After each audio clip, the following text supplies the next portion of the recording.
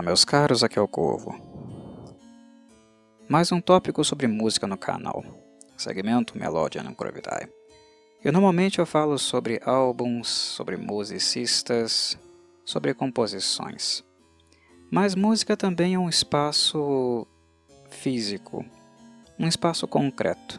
Música também diz respeito ao espaço onde as coisas acontecem, onde a arte é expressa, ou também onde ela é comentada, onde ela é vivenciada a nível social.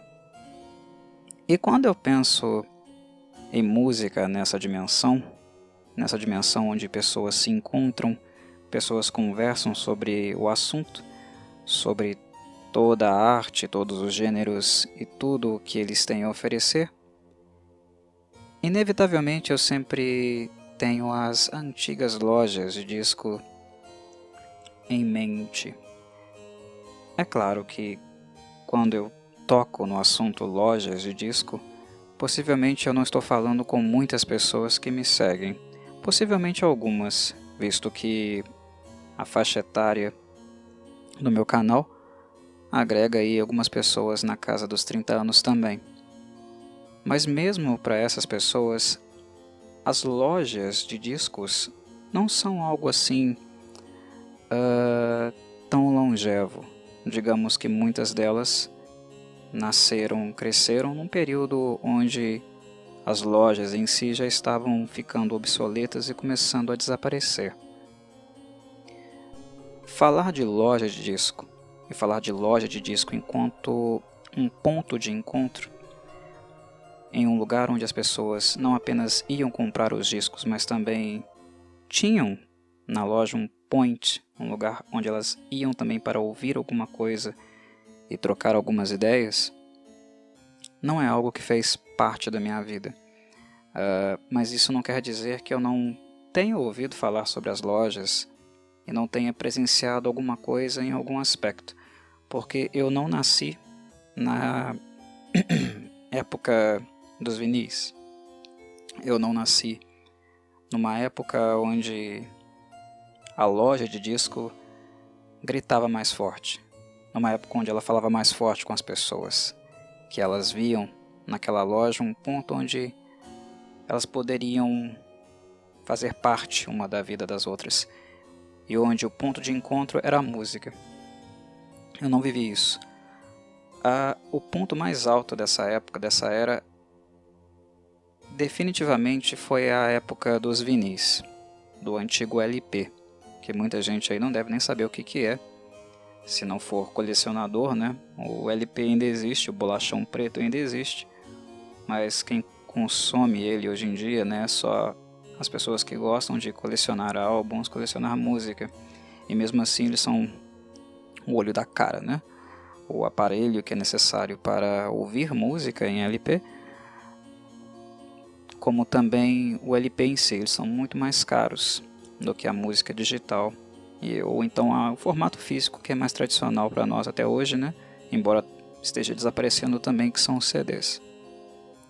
As lojas eram um ponto de encontro, um point de fato, mais aceso, mais, digamos, aquecido, durante a época dos LPs. Indubitavelmente. O LP tinha uma coisa diferente nele. Eu cresci, pessoalmente, na época dos CDs. Então eu vi esse movimento de declínio acontecendo. Cheguei a ir a lojas de CDs, comprar CDs e tal. Tinha, né, sempre aquele interesse de comprar um álbum novo, entrar dentro da loja e ficar apreciando as artes, as capas e tal. É bom que se diga, né, que em música quem vê cara não vê coração. Tinha álbuns com capas maravilhosas, né? A arte era linda, mas o conteúdo era uma porcaria. Era parte, né, do processo ser um pouco seduzido e enganado por causa da arte das capas, né?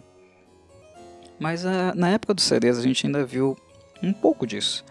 Mas na época dos LPs tinha muito mais do que isso, né? Porque o bolachão, né, o vinil era gigantesco, ele continua sendo.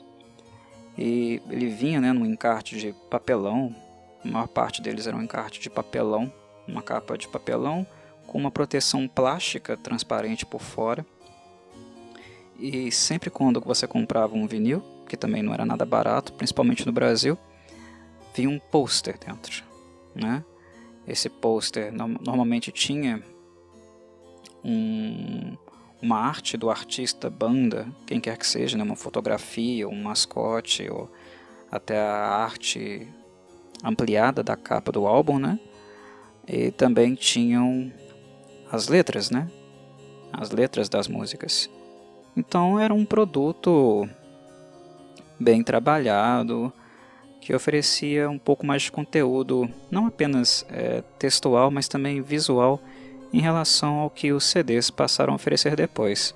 Depois que a Sony apareceu com sua grande novidade, né, com CDs lá no Japão, e eles se espalharam pelo mundo inteiro,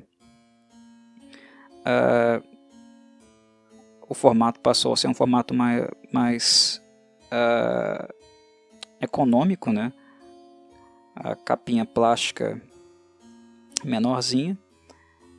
A gente ainda encontrava as letras, continua encontrando, mas as artes gigantescas, né? O aspecto visual diminuiu significativamente. Ir para as lojas de discos antigas, quando eu faço leituras e pesquiso um pouco sobre o assunto, porque, repito, eu não vivi essa época, muitas das coisas que eu percebo é que as lojas em si, elas eram um ponto de comércio, porque elas vendiam músicas, né? Era um negócio, continua sendo, as raras que existem por aí, e sim, pessoas ainda existem essas lojas, né? Mas elas são raríssimas.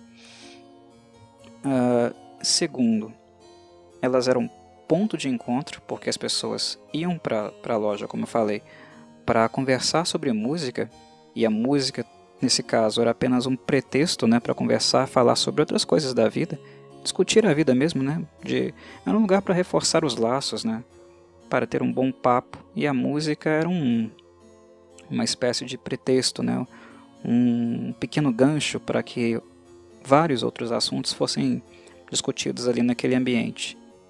E a loja também tinha uma espécie de terceiro aspecto, porque ela meio que simulava algo que nós vemos, por exemplo, em exposições de arte.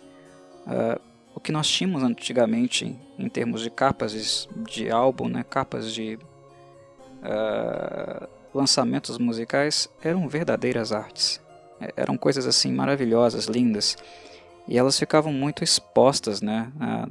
Não apenas nas prateleiras, né?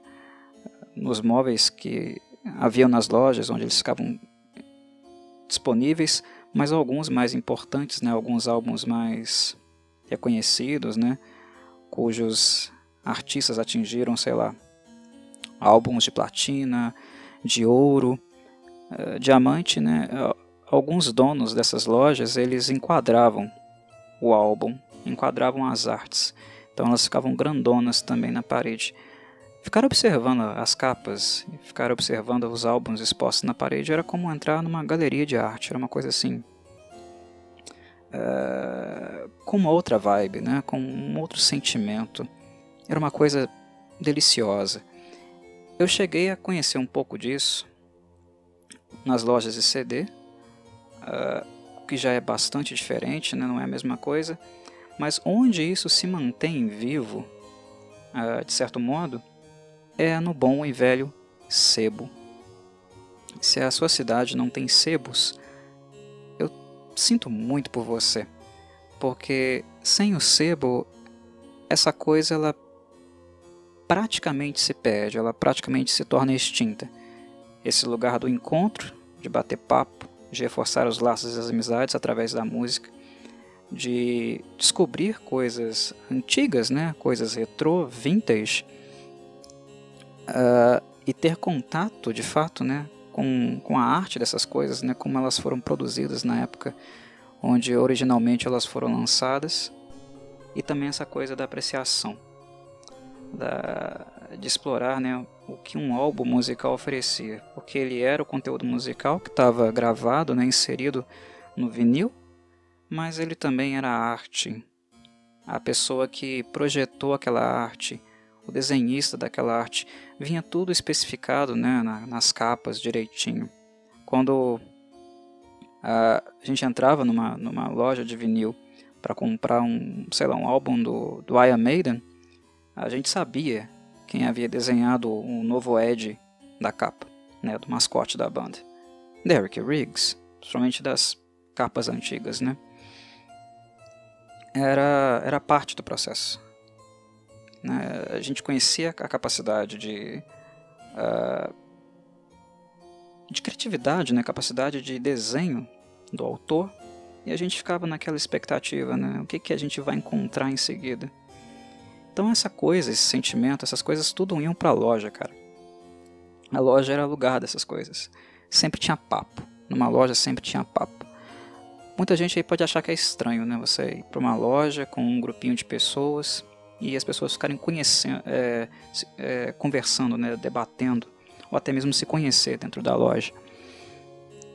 E tinha uma coisa que era curiosa, né? Porque hoje em dia, as poucas que restaram, né? Para quem ainda compra CD físico, elas são raras, mas as que ainda existem é um lugar que você entra, compra e sai. E durante a década de 90, a primeira década dos anos 2000, a maior parte delas era assim. É comércio, ela acabou se tornando algo estritamente comercial. Você entra, compra o seu álbum e vai embora. Mas isso não era necessariamente o tipo de costume que havia nos anos 80. As pessoas viviam a música porque o acesso a elas também não era tão facilitado como hoje nós temos. Com 2 cliques, 3 cliques, a gente descobre quais os álbuns lançados no ano, todos eles, né, para cada gênero musical que a gente pesquisar. É tudo muito acessível, a poucos cliques, poucos segundos, tá tudo na nossa mão.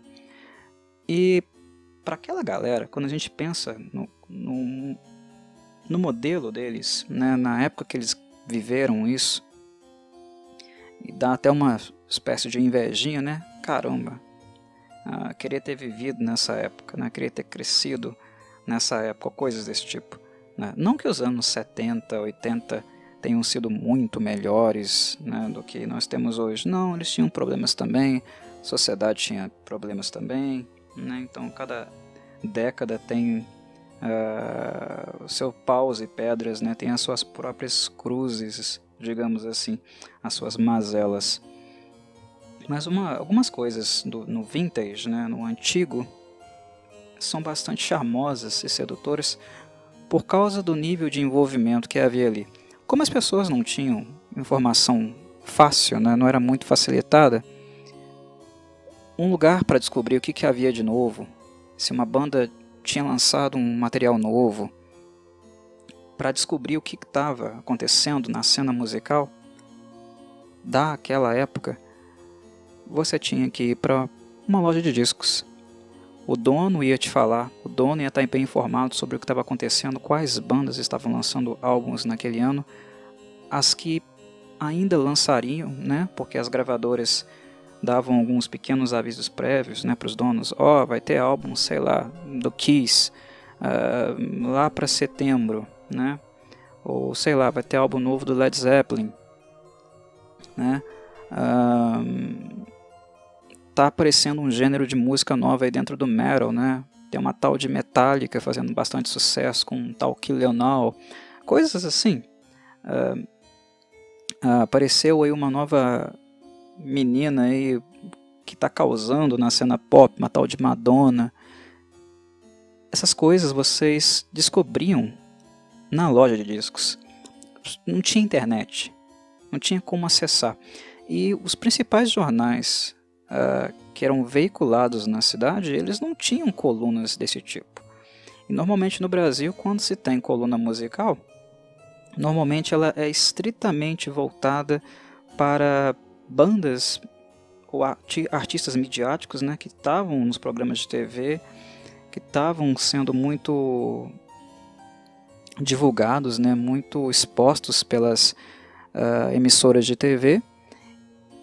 A mídia, né, jornalística falava muito sobre esses artistas, mas não dava muita atenção para outros, né, para um pessoal mais underground, né, ou que de alguma forma estava distante daquilo que a mídia, no caso, em determinada época, considerava o que é interessante, a bola da vez, digamos assim.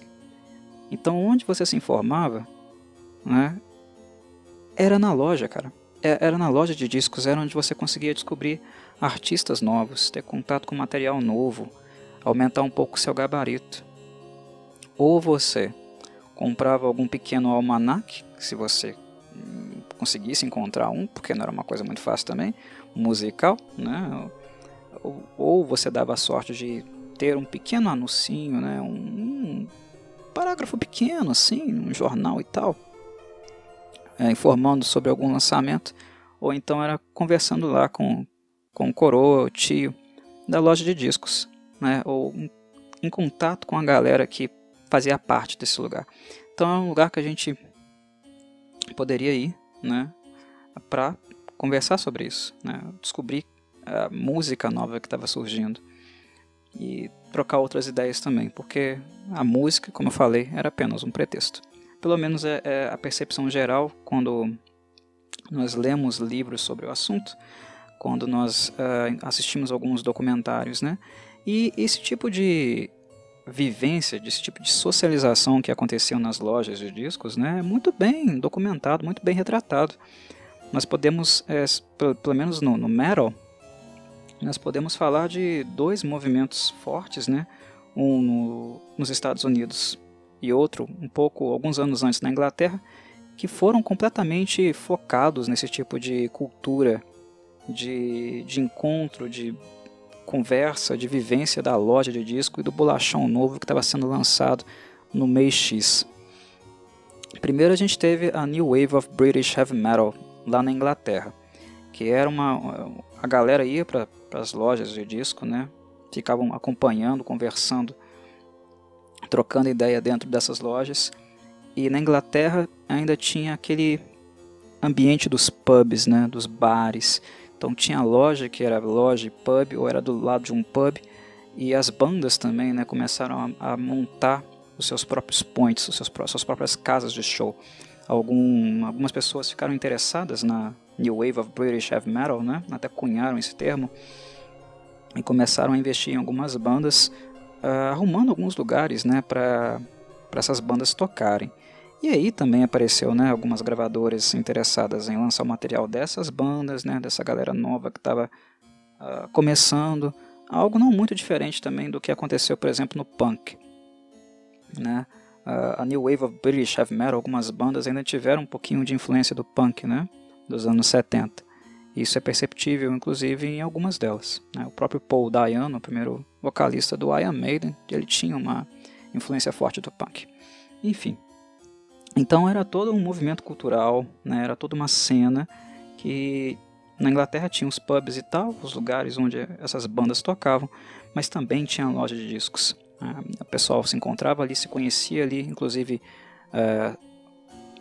descobriam, né, que fulano e ciclano e tal era baterista, guitarrista, baixista, assado, né? E quando alguém caía fora ou tinha problema de convivência, de relacionamento entre bandas, onde você ia descobrir quem tocava alguma coisa, quem era bom ou não, era também nesses lugares, né? Então, quase todo mundo se conhecia, né? Se a banda era de Liverpool, se a banda era de Manchester, esses lugares tinham essas cenas, tinham esses lugares. E a loja de discos era um grande centro desses lugares. Falei dos Estados Unidos, né? Isso foi uma coisa que voltou a acontecer na cena do thrash metal, né? Que começou muito forte, na verdade ela, né, ocupou vários lugares do país, né? Houve uma cena thrash forte em Los Angeles, houve outra em Nova York, mas onde ela foi muito forte mesmo, ela começou com bastante vigor, foi indubitavelmente em São Francisco, né, na Bay Area. A Bay Area foi onde apareceu as bandas como Metallica e o Exodus, né, bem no início da cena thrash ali. E a loja de discos, no caso, tinha uma outra finalidade, né, um outro papel para essas bandas. Porque além de ir lá na loja e comprar os discos, né, além de trocar ideia com a turma que frequentava essas lojas de discos, era onde as bandas também deixavam as demos. Isso aconteceu muito na cena thrash, né? O Metallica apareceu lá com uma fitinha demo, né? E a galera trocava as fitas, né? Deixava na loja para quem quisesse pegar, dar uma olhada, e isso atraía um público local, né? Que talvez pegava a fita lá, dava uma chance com aquele material demo amador, né? E depois ia assistir a banda num boteco, num bar ali que tivesse na região. Atraía, né, a atenção, e ao mesmo tempo era uma possibilidade também de algum dono de gravadora, né, alguém ligado, profissional da indústria fonográfica de fato, entrasse naquele lugar, naquele recinto, e encontrasse ali uma fita interessante e tal, e colocasse lá para tocar de fato.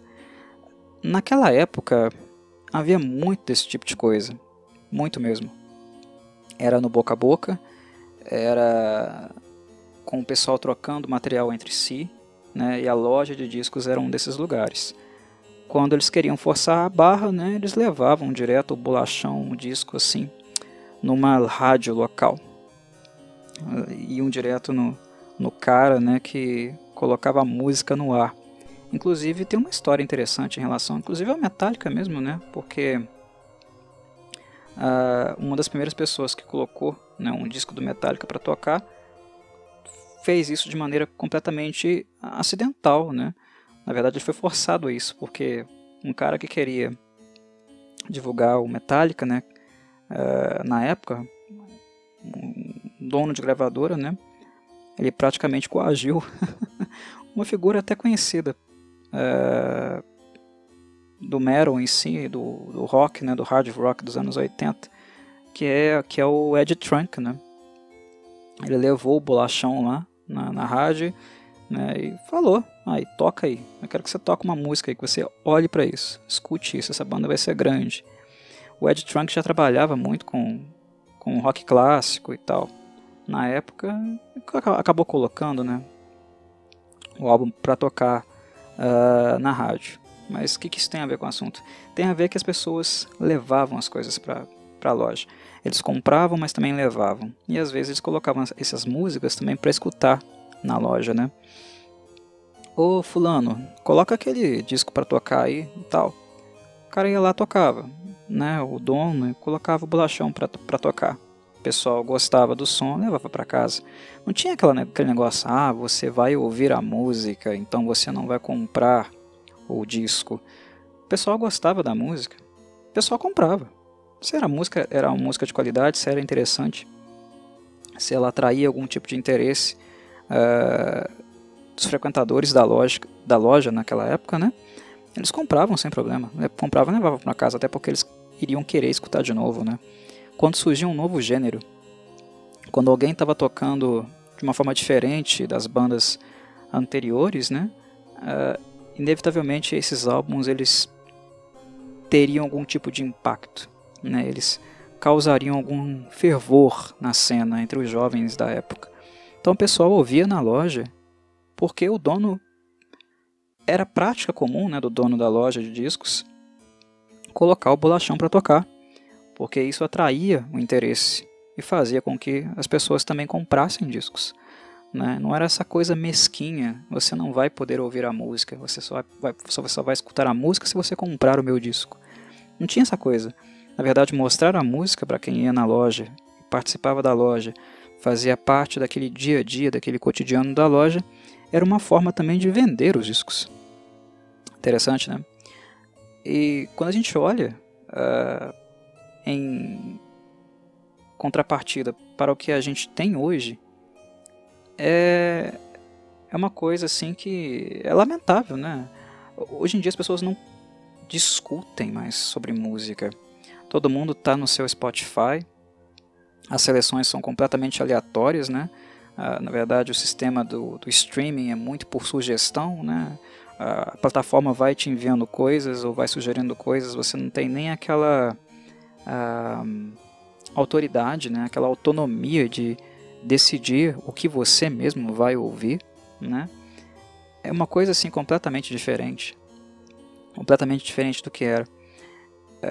Não tem mais esse movimento de descoberta, de pesquisa, né? Ou como os ouvintes mais antigos costumam dizer, né? Do garimpo, garimpar música. Tem muita gente que, se a gente falar em garimpo de música, a pessoa não vai saber muito o que diabos a gente está falando. Eu ainda fui garimpeiro, mas eu cresci, como eu falei, na época digital, né? Já na era dos CDs e não assim tanto, né? Não vi tanto a era analógica. Mas era outra pegada, era um outro tipo de vivência, né? Era um outro tipo de troca de experiências que era bem interessante mesmo, de pensar em retrospectiva. As pessoas conversavam sobre música. Hoje elas mal escutam álbuns, né? Ou elas mal pesquisam sobre artistas novos, não procuram muito saber o que está acontecendo dentro de um gênero. Na internet tem muito pouco também artigo falando sobre isso, né? Tem apenas alguns veículos, alguns canais, jornais que falam sobre música. Não são tantos, né? Portais assim. Né? A gente tem Blabbermouth lá fora. Aqui no Brasil tem a Whiplash, para quem gosta de rock e metal, né? Enfim. É diferente. É bem diferente. Na época você tinha que ir atrás das coisas, né? Precisava ir descobrir. E a loja de discos era o ponto de partida, porque ali você escutava a música que estava rolando, às vezes descobria um artista ali underground, alguma coisa escondida, né, aquele pequeno tesouro escondido ali, que não é muito falado, não era muito divulgado em mídia. Ou então você conhecia alguma pessoa que conhecia banda X, banda tal, te apresentava uma banda nova. Né? Quando a gente faz uma pesquisa histórica, quando a gente começa a ler sobre as antigas lojas de discos, é esse tipo de coisa que a gente encontra, esse tipo de ambiente que a gente encontra. E são ambientes sociais. Era ambiente de convivência, cara. Era um ambiente, né, de coexistência, onde a música era o ponto de partida para isso. Hoje em dia a gente não tem mais isso, né? A gente não tem nem algo nem perto disso.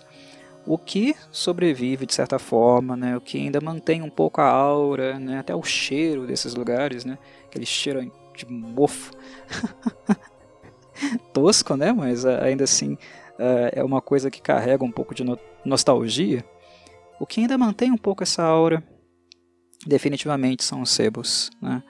Quando, pelo menos, bate aquela necessidade em mim de entrar em contato um pouco com a coisa física, né, com os álbuns, com as artes, ou até, sei lá, bater papo com alguém, né, que se interessa por isso. Um dono de sebo é alguém que obviamente se interessa por isso, né, um dono de sebo de livros ou de discos musicais.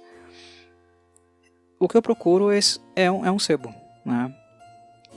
O sebo é o lugar de visita, de encontro, e de tentar talvez, né, ter um pouquinho desse sabor, né, dessa coisa do passado que é de certa forma até romântica, mas que é também, eu diria, rica, muito mais rica do que a gente tem hoje, né? As pessoas mal conversam sobre música hoje em dia. Fóruns são cada vez mais raros, né? Quando a internet apareceu, havia muito fórum musical, as pessoas conversavam muito em fóruns, mas é uma coisa que com o tempo foi perdendo força, foi se diluindo, ficando cada vez mais líquido, né? A relação não apenas entre pessoas, mas também com a música. Se vocês me permitem aqui citar o Bauman. Mas enfim, era um papo curto, né? Um papo breve, era só uma pequena divagação, uma pequena reflexão sobre as lojas de discos, os sebos que continuam existindo, graças aos céus, e um pouco dessa nostalgia do passado, onde havia um espaço que era um espaço de convivência, né? De convivência mútua, de descoberta, de aprendizagem e de papo sobre música, né, também. Uma coisa que ficou cada vez mais rara hoje em dia, onde todo o catálogo está à nossa disposição, mas o deliciar, né, o paladar, né, a aprendizagem é cada vez mais escassa, mais invisível, digamos assim. A gente vê pequenos movimentos nesse sentido, mas não algo coletivo como era anteriormente. Hoje em dia as pessoas nem saem de casa para comprar álbuns musicais. Hoje elas compram eles no formato digital, ou se não compram, comprar música é algo muito raro também, né? Pelo menos nos últimos 20 anos. Quando elas não compram, o Spotify já disponibiliza tudo por um preço extremamente acessível também, né? Enfim, é uma coisa do passado. Mas ao mesmo tempo, como eu falei, é algo romântico, nostálgico, sim, sim. Mas era algo bastante enriquecedor, né? E tendo um segmento no meu canal como Melodian Corvidae, né, que é um segmento para falar de música, eu inevitavelmente teria que dedicar um pouco de tempo, né, para falar sobre coisas desse tipo também, porque também falar sobre isso também é falar sobre música. A música é mais do que a melodia, os arranjos, é um movimento cultural também, é um tipo de expressão cultural, expressa ideias, ideologias de uma época, comportamentos humanos, né, comportamento de tribo, tem muita coisa relacionada à música. Então, falar sobre música também, claro, é falar sobre coisas nesse sentido. Mas é isso. Creio que eu já comuniquei o que eu gostaria neste podcast. E deixo a vocês aquele velho abraço terno, né, que eu sempre deixo. Até, meus caros, até um próximo vídeo e saudações corvídeas.